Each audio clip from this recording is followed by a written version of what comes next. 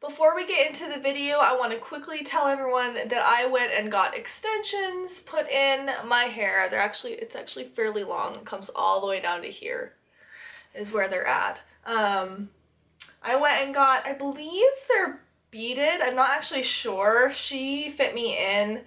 I just wanted them done because I didn't want to chicken out, so I asked her if she'd fit me in. She fit me in really quick, and it only took her 45 minutes. She put, it's like a thing that attaches from this side to this side and goes all the way down, all the way to the bottom of my, like back of my hair right here. And I believe she did beads, and she was also like sewing a thread in, it looked like. So I'm not exactly sure because I didn't ask her because I was actually in a hurry.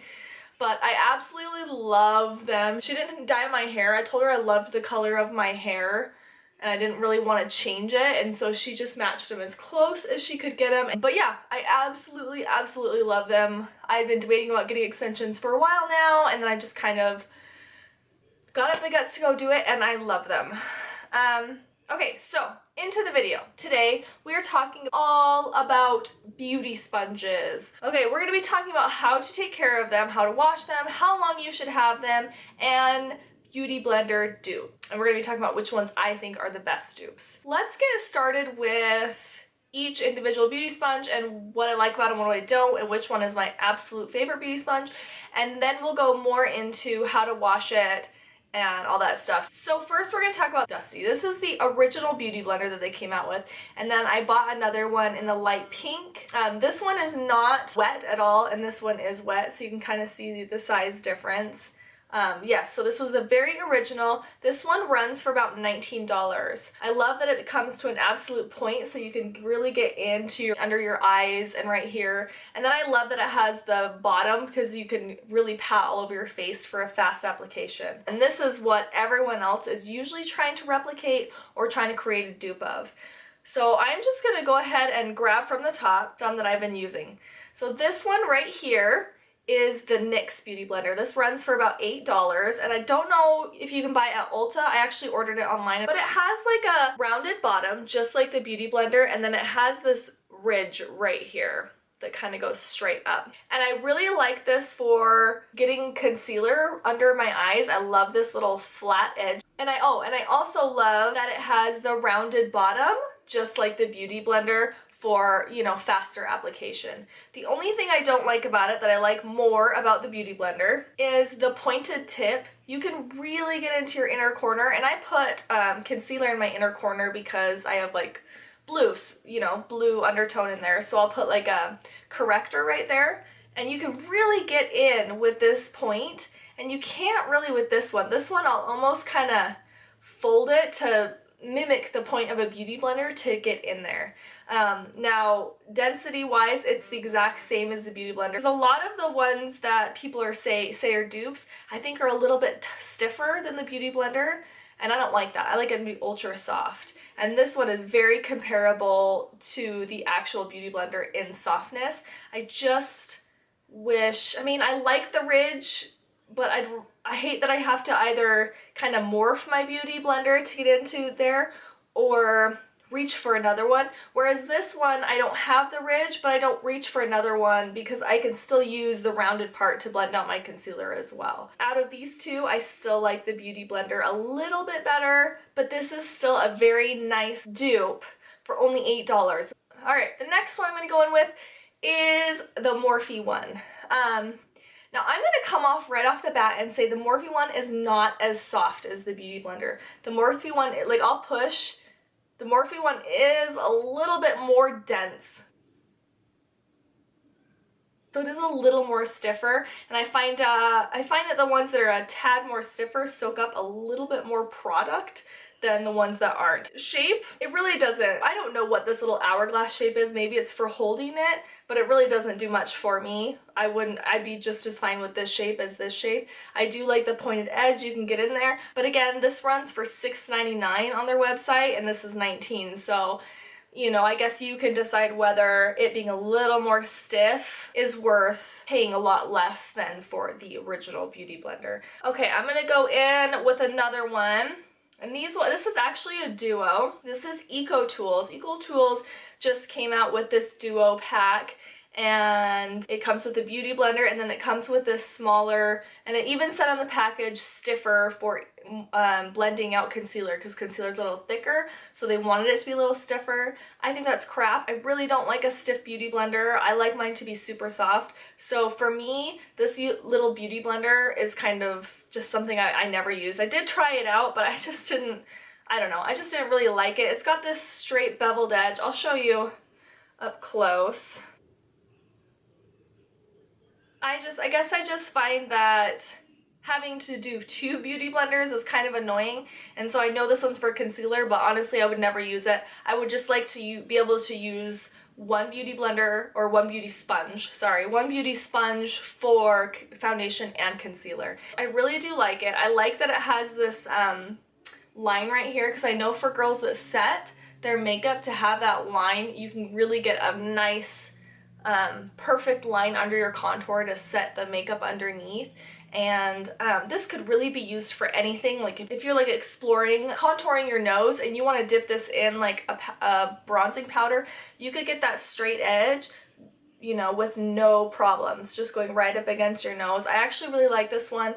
As far as stiffness goes, no, it's not as soft as the Beauty Blender, but I feel like it really does the job, and I don't feel like it soaks up a ton of product, any more product than the Beauty Blender does, if that makes sense.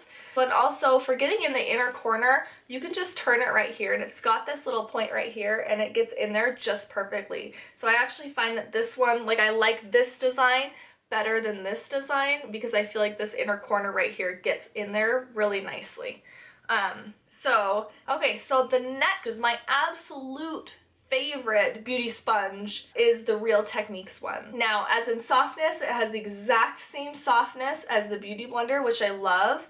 It has this nice, see, I feel like you get everything that I like about the other beauty blenders, you get in this one sponge. You get a nice round edge, just like the bottom of here. No, it's not like the exact same, but it's nice because you can cover a lot of space and not waste time like patting in your foundation in the morning.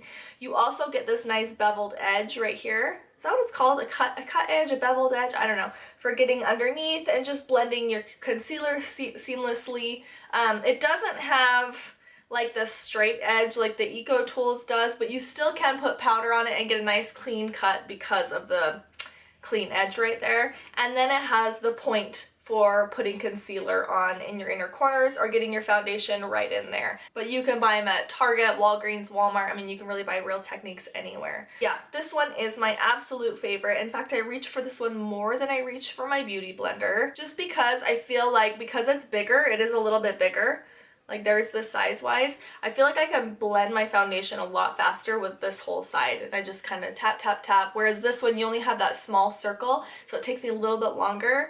And when you're a mom of 4 or even just a woman on the go, you know, you don't have time for every little step in your makeup routine to take forever. So I like that this has this big area that you can tap, and then you blend out your concealer, and then you can add your powder if you powder on with this side. The Real Techniques is probably my #1, and then the Beauty Blender is probably my #2, and then NYX is #3, and then Eco Tools, and then the Morphe is probably my least favorite just because of how stiff it is, and I think this shape is weird. I'm gonna go in now with care and washing and stuff.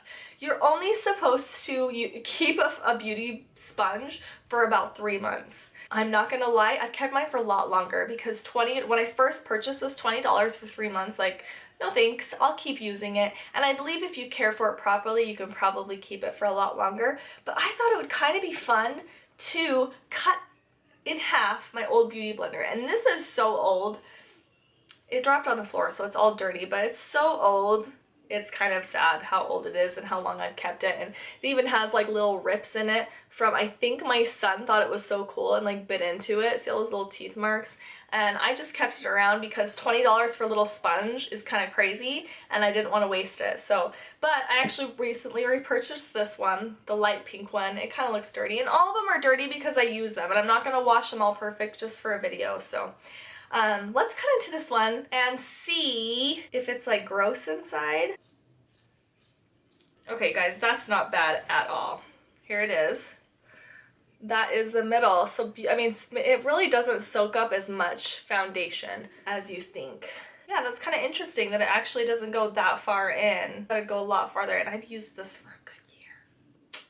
Don't judge me. Don't judge me. But Anyways, now we're gonna go in with care of your beauty blender. I'm just gonna be real with you guys. I don't know what everyone else does. I feel like everyone has like an opinion on how long you're supposed to, how often you're supposed to wash it, but I'm just gonna tell you honestly what I do, because I wash it probably once a week.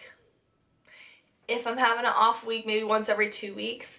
But I don't have problematic skin. If you have problematic skin, like with acne and stuff, you would want to wash this at least once a week, because every time you put it on, you're really soaking up your skin oil as well, and that could cause a problem and create more acne. And the best way to wash it out is you're going to take your beauty blender and Dawn dish soap. Dawn dish soap is the best, and I kind of like will squirt it all over my beauty blender, and I'll just start like running it back and forth, just kind of rolling it in my hands, getting all the foundation out. And once I believe it's clean to my liking, now this light pink one, obviously I think it's just going to be stained, but once it's clean to your liking, you're going to put clean water in the bowl, put the beauty blender back in the water, and microwave it for 30 seconds. And I know that sounds weird, but I researched it, and especially for girls with like problematic skin, that is crucial to your step. And the reason why is it kills a very large percentage of microbes. And it was confirmed, I'm reading an article, and it says, also another microbiology student has a teacher confirm that heat kills a lot of the microbes that aren't good for your skin. Yeah, so just nuking it for 30 seconds kills a large amount of microbacteria, which is bad for your skin if you have problematic skin. And if you don't have problematic skin, you could probably do that once every 2 weeks or once a month. And just make sure that you're taking at least the Dawn dish soap once a week and washing out your beauty blender. But yeah, to sanitize it and really kill all bacteria that could possibly be in it, you want to microwave it for 30 seconds in hot water. Do not do it dry. That will ruin your beauty blender. Put it in the water and microwave it like that. Make sure it's completely saturated too. Don't just drop a dry one because it'll float. Saturate it with water first. So that is the end of my beauty sponge breakdown. And I probably used the word beauty blender a little too much because that's just habit, even though they're not beauty blenders. This is the only beauty blender and the rest are beauty sponges. But forgive me for that, it's just complete habit, and I can't wait to see you guys in my next video. Hope you guys enjoyed this one.